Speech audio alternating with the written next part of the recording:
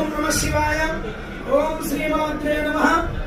భర్తార్థులందరికీ మనవి, మన Nizampet Manjira water tank వద్ద వేయించేసినటువంటి శ్రీ భ్రమరాంబిక సమేత మల్లికార్జున స్వామి మల్లన్న గుడి శ్రీ రేణుకా ఎల్లమ్మ తల్లి అమ్మవార్ల దివ్య సన్నిధి యందు ఈ నెల జనవరి 31వ తారీఖు శనివారం, ఫిబ్రవరి 1వ తారీఖు ఆదివారం 2 రోజుల పాటు ఎంతో విశేషంగా జాతర ఎంతో విశేషంగా జరగనుంది.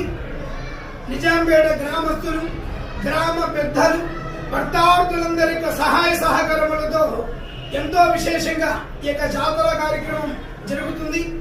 ఆలయ ధర్మకర్తలు, నిజాంపేట వాస్తవ్యులు శ్రీమాన్ ఏనుగుల వారి కుటుంబ సభ్యులు వారి యొక్క ఆధ్వర్యంలో, ఏనుగుల వారి కుటుంబీకుల యొక్క సహకారంతో, వారి యొక్క పూర్వం నుండి వస్తున్నటువంటి ఆచారం రీత్యా వారి యొక్క కుటుంబీకుల చేతే ఎంతో విశేషంగా మల్లన్న స్వామి, రేణుకా ఎల్లమ్మ తల్లి అమ్మవార్ల దివ్య శాంతి కళ్యాణ మహోత్సవం, అదేవిధంగా వార్షికోత్సవం, జాతర ఇత్యాది కార్యక్రమాలన్నీ కూడా జరుగుతాయి. ముందుగా కార్యక్రమ వివరములు: జనవరి 31వ తారీఖు శనివారం సాయంత్రం 5 గంటలకు గంగకు వెళ్ళుట అనేటువంటి కార్యక్రమం ఉంటుంది. ఫిబ్రవరి 1వ తారీఖు ఆదివారం మాఘమాస పౌర్ణమి ఆదివారం వేళ ఉదయం 11:30 గంటలకు ముందుగా రేణుకా ఎల్లమ్మ తల్లి అమ్మవారి శాంతి కళ్యాణ మహోత్సవం ఉంటుంది.